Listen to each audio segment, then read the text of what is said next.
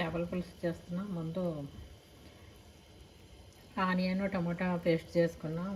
First oil వేసుకుని మెంతులు వేగిన తర్వాత ఆనియన్ టమాటా పేస్ట్ వేసుకుని బాగా వేగిన తర్వాత ఇందులో ఉప్పు కారం పసుపు జీలకర్ర పొడి కొంచెం మిరియాల పొడి వేసా. ఇదంతా బాగా మగ్గాక చేప ముక్కలు వేసా. ఇదంతా మగ్గిన తర్వాత చింతపండు పులుసు వేసుకుని ఒక వంకాయ కూడా వేసా.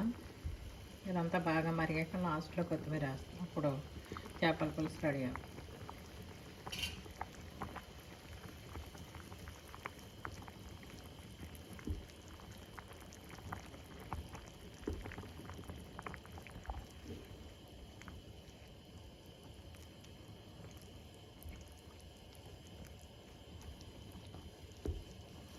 కొన్ని మామిడికాయ ముక్కలు కూడా వేసాం.